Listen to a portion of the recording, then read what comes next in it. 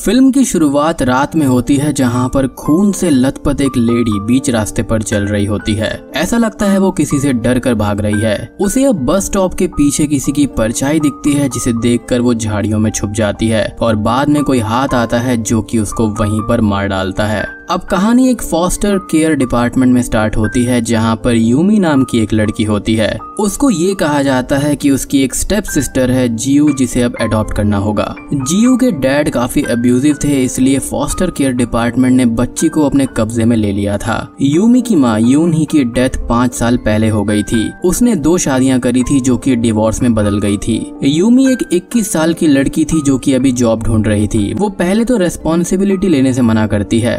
जियू को ऑर्फनेज में भेजने की बात करी जाती है। यहाँ पर यूमी अपनी मॉम को डिसलाइक करती थी, एज इन वो उसके प्रति रेस्पॉन्सिबल नहीं थी। फॉस्टर केयर ऑफिसर ये कहती है कि जियू थोड़ी नटखट बच्ची है, वो झूठ बोलती है और हमेशा शैतानियां करती है और ऐसे बच्चों को स्पेशल केयर की जरूरत होती है। ऑर्फनेज के अंदर ऐसे बच्चों का एडॉप्शन रेट काफी कम है। यूमी ना चाहते हुए भी जियू की कस्टडी ले लेती है। अब उसे लेकर वो अपनी मॉम की एक पुरानी फ्रेंड क्योंग सियोन के पास में जाने लगती है, जिसे वो आंटी कहा करती थी। आंटी एक होटल चलाती थी जहाँ पर यूमी की मॉम रहा करती थी एंड काम करती थी। ये 5 स्टार होटल टाउन के बाहर एक फार्म हाउस में था। जब कार में यूमी होटल की तरफ आ रही थी तब रोड में उसे एक वाइट लेडी ड्रेस में वॉक करते हुए दिखती है। कुछ ही देर ड्राइव करने के बाद में फिर से वही लेडी उसे बस स्टॉप के पास दिखती है जिसे हमने फर्स्ट सीन में देखा था। यूमी उस लेडी को बैक मिरर में देखती है, बट तभी उस लेडी का हेड कट के नीचे गिर जाता है एंड वो गायब हो जाती है। यूमी डर कर कार रोकती है और उस लेडी को ढूंढने लगती है। वो लेडी उसे उसी झाड़ियों के पीछे फिर से दिखाई देती है, पर चेक करने पर वहाँ पर सिर्फ एक मरा हुआ रेवन बर्ड दिखता है। यूमी को कुछ भी समझ में नहीं आता और वो अपने रास्ते होटल की तरफ निकल जाती है। होटल में आंटी इन दोनों का स्वागत करती है और सीजनल ब्रेक के चलते अब होटल एम्प्टी था, जहाँ पे सिर्फ आंटी और एक ड्रंक यार्ड वेट्रेस रेयन रहती थी। यूमी एंड आंटी कुछ कैजुअल बातें करते हैं और यूमी आंटी को जियू को रखने के लिए थैंक्स बोलती है। बचपन में यूमी यहीं पर रहा करती थी और आंटी उसकी दूसरी मॉम जैसी थी। आंटी का बेटा सैंगवू और यूमी दोनों अच्छे दोस्त थे जो कि अब ऑस्ट्रेलिया में पढ़ रहा था। यहाँ पर यूमी जियू को रखने के लिए अपनी आंटी को बोलती है ताकि वो कुछ दिन बाद जॉब को ढूंढकर उसको वहां से ले जाएगी, एज करंटली वो उसको अपने साथ में नहीं रख सकती थी। बट आंटी यहाँ पर जियू को भी रुकने के लिए फोर्स करने लगती है, जिसके चलते वो रुक जाती है। अब बच्ची जियू इस बड़े से होटल में अकेले खेलने लगती है और वो रूम 405 के पास जाती है जहाँ पर कोई उसके लिए नर्सरी राइम गाता है। एक ग्लास बॉल अपने आप लुढ़क कर उसके पास में आ जाती है। यूमी अब रूम 405 में आ जाती है जो कि बेसिकली उसकी माँ का रूम था। यहीं पर उसने सुसाइड किया था। बचपन में यूमी ने वहाँ पर कुछ टॉयज को छुपाया था जो अपेरेंटली अब भी वहाँ पर थे। आंटी ने उस रूम को छुआ भी नहीं था, एज इन वो ये चाहती थी कि यूमी एक दिन आकर वहाँ पर रहे और होटल को संभाले। यूमी अब अपने टॉयज को जियू को खेलने के लिए दे देती है। यूमी अब एक दूसरे कमरे में अपना बैग अनपैक करती है। उसका यहाँ पर 1-2 दिन रहकर जियू को सेटल करने का प्लान था और बाद में वो अपनी रेगुलर लाइफ में लौटने वाली थी। जियू अब सभी बच्चों की तरह हाइड एंड सीक खेलने के लिए जिद करती रहती है। यूमी भी उसका मन रखने के लिए खेलने लगती है। ढूंढते ढूंढते वो होटल के बेसमेंट में चली जाती है और इधर जियू एक ड्रेस ट्रॉली के पीछे छुपी हुई थी। जब वो ड्रेस हटाकर झांकती है तो उसे एक लेडी के पैर दिखाई देते हैं और जब वो बाहर आकर देखती है तो एक वेट्रेस की ड्रेस में एक नई लेडी खड़ी हुई थी। जियू उसको पहचान नहीं पाती और वहाँ से भागने लगती है। यूमी बेसमेंट चेक करती है पर वहाँ पर कोई भी नहीं होता, पर उसे फिर से वही व्हाइट ड्रेस वाली लेडी की परछाई दिखाई देती है और जब वो लाइट ऑन करके देखती है तो वहाँ पर कोई भी नहीं होता। रात में डिनर करते टाइम आंटी यूमी को जियू के साथ अम्यूजमेंट पार्क में जाने के लिए कहती है, एज बचपन में उसे वो पार्क बहुत पसंद था। डिनर के बाद में जियू सोफा पर ही सो गई थी तो यूमी उसे उठाकर अपने रूम में ले जाती है। हम ऊपर ये देखते हैं कि एक ब्लैक परछाई इन दोनों को ही देख रही है। नेक्स्ट मॉर्निंग आंटी अपनी हॉबी रोज फ्लावर्स को प्रिजर्व करने का काम कर रही थी कि अब ये फ्लावर जिंदगी भर के उसके साथ फ्रेश बना रहेगा, जिस पर यूमी का ये कहना था कि ये तो ऑलरेडी डेड है, जिसको सुनकर आंटी मुंह बना लेती है। खैर तभी एक लोकल पुलिस ऑफिसर ओ सियोक ह्योन वहाँ पर आता है। वो आंटी का फ्रेंड था जो कि उसके लिए हेल्दी फूड पार्सल लाया था। आंटी उसका इंट्रोडक्शन यूमी से कराती है, लेकिन तभी उसे एक अर्जेंट मैसेज आता है। ऑफिसर ये कहता है कि एक नॉर्थ कोरिया डिफेक्टर लेडी उसके इलाके में मिसिंग मिसिंग है। यदि वो उनके होटल के पास दिखाई दे तो वो उसे इन्फॉर्म करें। वो उस लेडी का एक स्केच छोड़कर चला जाता है। बाद में यूमी जियो को लेकर अम्यूजमेंट पार्क में जाती है, जहाँ पर जियो कई सारी जॉली राइड में पार्ट लेती है। ये दोनों कुछ क्वालिटी टाइम को स्पेंड करते हैं, बट यूमी ये नोटिस करती है कि जियो किसी से बात कर रही है और पूछने पर वो ये बताती है कि एक लेडी उससे खेलने के लिए पूछ रही थी, जिस चीज को सुनकर यूमी को थोड़ा सा शॉक लगता है। घर में आने के बाद में जियो फिर से खेलने के लिए जिद करती है तो यूमी अब आंख मिचोली खेलने लगती है। अपनी आंख पर पट्टी बांधकर जियो को ढूंढने लगती है, लेकिन तभी उसे एक लेडी की शैडो दिखाई देती है। एंड नेक्स्ट सीन में हम ये देखते हैं कि यूमी उसी बस स्टॉप पर खड़ी हुई है और चारों ओर अंधेरा है और वो व्हाइट ड्रेस वाली लेडी भी वहीं पर है। क्लियरली वो लेडी अब यूमी को हॉन्ट कर रही थी। यूमी अब डर जाती है एंड अगले सीन में हम उसे एक सोफे पर नींद से उठते हुए देखते हैं, इम्प्लाइंग कि खेलते खेलते वो सो गई थी एंड उसके सपने में उसे वो लेडी दिखी थी। यूमी इन सबको सीरियसली नहीं लेती एज वो होटल से जाने ही वाली थी। वो अब जियो को ढूंढने लगती है और तभी उसको वो ड्रंक वेट्रेस येरिन मिलती है। येरिन ये कहती है कि तुम्हें उस बच्ची को लेकर यहाँ पर नहीं आना चाहिए था, ये प्लेस हॉन्टेड है, इसलिए यहाँ के सारे स्टाफ भाग गए हैं। और उसको रूम नंबर 405 के बाहर एक वेट्रेस दिखी थी। उसको ये लगा कि ये नया स्टाफ होगा, पर जब उसने रूम को चेक किया वहाँ पर कोई भी नहीं था। पर रूम की टीवी के रिफ्लेक्शन में देखने पर उसको उस लेडी का गोस्ट साफ साफ दिखाई दिया। वो उसी औरत का गोस्ट है जिसने वहाँ पर सुसाइड किया था और वो डिटेल में बताने ही वाली थी कि वो लेडी कैसे मरी, पर यूमी उसे रोक देती है। उसे अपनी मॉम के बारे में कुछ भी नहीं सुनना था। जैसा कि मैंने आपको पहले बताया था कि 405 रूम के अंदर उसकी माँ ने सुसाइड किया था। तब येरिन को ये पता चलता है कि ये उसी गोस्ट की बेटी है, तो वो अपने नशे की हालत में जोर जोर से हंसने लगती है। बाद में यूमी को एक टूटी हुई डॉल मिलती है और वो जियो को डांट कर ये पूछती है कि उसने ऐसा क्यों किया। जियो ये कहती है कि ये डॉल उसने नहीं तोड़ी है, बल्कि उसी लेडी ने तोड़ी है जो कि मॉम के रूम में रहती है, और देखो वो तुम्हारे पीछे भी है और मुस्कुरा रही है।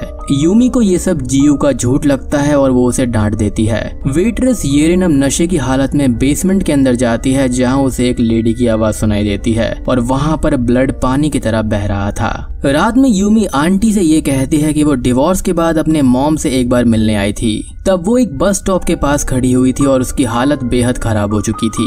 यूमी ने अपनी मॉम से ये कह दिया था कि वो उससे मिलना नहीं चाहती और वो उसको फोन करके ना बुलाएं, और उसी रात उन्होंने सुसाइड कर लिया। यहाँ पर हुआ ये था कि यूमी की माँ का दूसरा डिवोर्स भी हो चुका था। वो अकेले बेबी जियो के साथ में रहा करती थी और डिप्रेशन से जूझ रही थी। वो कुछ पल होश में रहा करती और कुछ पल होश में नहीं रहती। यूमी अपनी मॉम को डिसलाइक करती थी, एज इन उन्होंने कभी भी उसकी रेस्पॉन्सिबिलिटी ठीक से नहीं निभाई थी। इसलिए जब उनकी हालत बेहद खराब हुई थी तो यूमी ने उनका साथ छोड़ दिया था। तब वो मात्र 16 साल की बच्ची थी। यूमी को अब इस बात पर अफसोस था, पर हालात अब बदल चुके थे। रात में यूमी जियो के लिए एक लेटर लिखकर होटल से चली जाती है। रास्ते में उसे आंटी का एक कॉल आता है, जहाँ पर वो ये कहती है कि जियो मिसिंग है। उसके साथ में येरिन भी मिसिंग थी। तो आंटी के दोस्त पुलिस ऑफिसर को ये लगता है कि उसी ने उसका किडनैप किया होगा। यूमी अब टेंशन में जियो को ढूंढने के लिए जाती है। वो अम्यूजमेंट पार्क में भी उसे ढूंढने जाती है, जहाँ पर उसने कई बार जियो को एक वेट्रेस ड्रेस वाली लेडी के साथ में देखा था। जब वो उस जगह पर जाती है तो उसको वहाँ पर कोई भी नजर नहीं आता। टेंशन में यूमी एक वन आई डिसेबल्ड लड़के से भी टकरा जाती है और आंटी अब वहाँ आकर यूमी को शांत करती है और फिर उसे होटल में ले जाती है, जहाँ पर वो उसको एक इंजेक्शन देकर सुला देती है। होटल में जब यूमी उठती है तब उसे येरिन दिखाई देती है। फॉर सम स्ट्रेंज रीजन वो यूमी की ड्रेस में थी और वो कहती है कि मैं गलत थी, उस लेडी ने सुसाइड नहीं किया था और वो सब जानती है। इतना कहकर वो अपने रूम की तरफ जाने लगती है और यूमी जब उसका पीछा करती है तो उसके रूम में उसकी लाश लटकी हुई मिलती है, जिसे देखकर यूमी बुरी तरह से हिल जाती है। बाद में पुलिस आकर उस बॉडी को वहाँ से ले जाने लगते हैं कि तभी यूमी के कंधे पर कोई हाथ रख देता है। उसे ये लगता है कि ये आंटी है, पर उसकी आंटी उसके सामने ऑफिसर के साथ में खड़ी हुई थी। यूमी इन सब पैरानॉर्मल घटनाओं से डर डर कर कांपने लगती है और पुलिस के क्वेश्चंस को ठीक से आंसर नहीं करती। ऑफिसर को यूमी पर ही शक होने लगता है, एज सुसाइड के टाइम पर होटल में सिर्फ वही अकेली थी और जियो को भी वही होटल में अकेला छोड़कर गई थी। ये बात वो अगले दिन पुलिस स्टेशन में फिर फिर से दोहराती है। यूमी को अब बिना परमिशन टाउन छोड़कर जाने पर पाबंदी लगा दी जाती है। अब स्टेशन से वापस आते टाइम यूमी को वो वन आई डिसेबल्ड वाला लड़का फिर से दिखाई देता है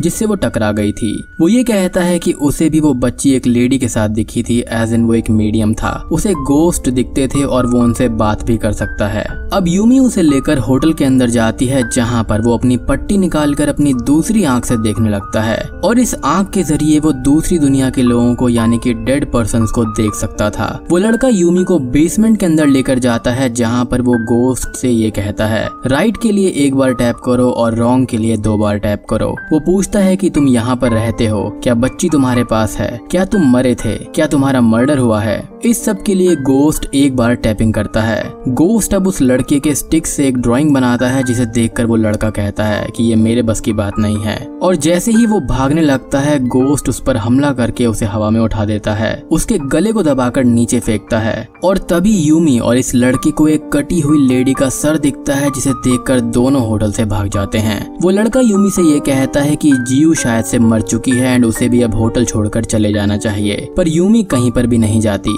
उसके रूम के अंदर उसे सेम ड्राइंग बनी हुई दिखाई देती है। बाद में वो उसी बस स्टॉप वाली जगह पर जाती है जहाँ पर उसको यून क्यंग नाम की एक लड़की का मिसिंग पोस्टर मिलता है। अपेरेंटली वो 5 साल पहले से मिसिंग थी। अब यूमी यून क्यंग के घर पर जाती है जहाँ पर उसके दादाजी थे।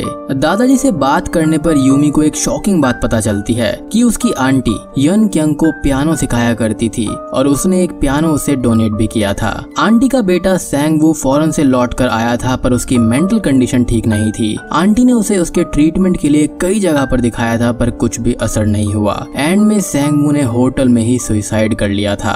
जी हाँ, दूसरी तरफ होटल के पीछे एक रूम में पुलिस को वो नॉर्थ कोरियन डिफेक्टर लेडी किम योन सिल की बॉडी मिलती है एंड उसने भी यहाँ पर सुसाइड कर लिया था। And for some strange reason Yerin की बॉडी पर जिस टाइप की रोप थी वहाँ पर भी उसी टाइप का रोप मिलता है। ये बात ऑफिसर को थोड़ी सी स्ट्रेंज लगती है। यूमी अब होटल आकर सीधा उसी बेसमेंट के अंदर जाती है जहाँ पर उसको पहली बार एक भूत दिखा था। उसे वहाँ पर एक सीक्रेट डोर मिलता है जिसका रास्ता आंटी के एक रूम के अंदर खुलता था।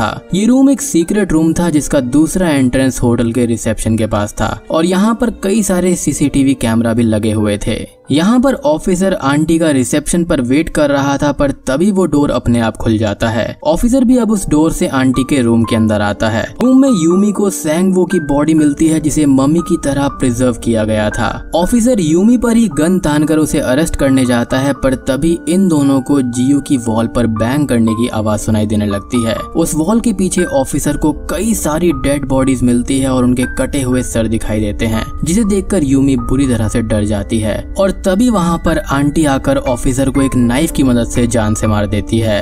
आंटी यूमी को उसी टाइप की रस्सी में बांध देती है जो येरिन और किम योन सिल की बॉडी से मिला था, इम्प्लाइंग कि उन दोनों ने सुसाइड नहीं किया था बल्कि आंटी ने ही उन्हें मार डाला था। यहाँ पर आंटी क्लियरली पगला गई थी या फिर डिमेंशिया का शिकार हुई थी। उसे ये लगता था कि उसका बेटा अभी भी जिंदा है। जिस किसी ने भी उसकी बॉडी को बरी करना चाहा था उसको आंटी ने मार दिया था।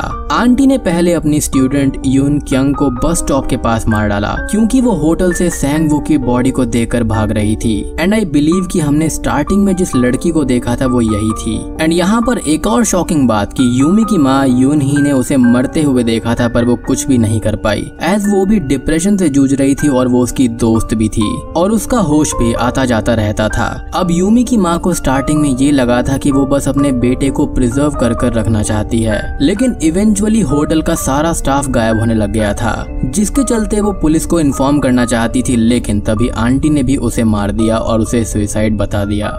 यूमी को ये सब सुनकर बहुत ही ज्यादा शॉक लगता है एज उसने हमेशा अपनी माँ को गलत समझा था। आंटी अब यूमी की हाथ की नसों को काट देती है ताकि वो भी ब्लीड करके मर जाए और ये भी सुसाइड लगे। वो उसे अपने बेटे के मम्मी के सामने बैठाती है as another mummy for the company. थोड़ी देर बाद यूमी को होश आता है और उसे कुछ आवाजें सुनाई देती हैं। उसकी रस्सी भी अपने आप ही खुल जाती है। यूमी अब आंटी पर हमला करके जियो को छुड़ा देती है जो कि उसकी माँ की मदद से उसने किया था। ये दोनों वहाँ से भागने लगते हैं पर तभी उनकी माँ का गोश्त उनको दिखाई देता है। आंटी अभी भी जिंदा थी तो वो फिर से यूमी पर हमला करने के लिए आती है पर इस बार यूमी उसे मार डालती है। दोनों बहनें कार में भागने लगती हैं और यूमी आखिरी बार अपनी माँ के गोश्त को गुड बाय कहती है। अब वो जियो की फुल रेस्पॉन्सिबिलिटी ले लेती है। होटल में मरते टाइम आंटी को सैंग वो यानी कि उसका बेटा पास आते हुए दिखाई देता है। फिल्म यहीं पर खत्म हो जाती है। तो दोस्तों ये थी फिल्म लिंगरिंग या फिर होटल ले की कहानी। तो वीडियो पसंद आई हो तो लाइक कर देना, चैनल पर नए हैं तो सब्सक्राइब कर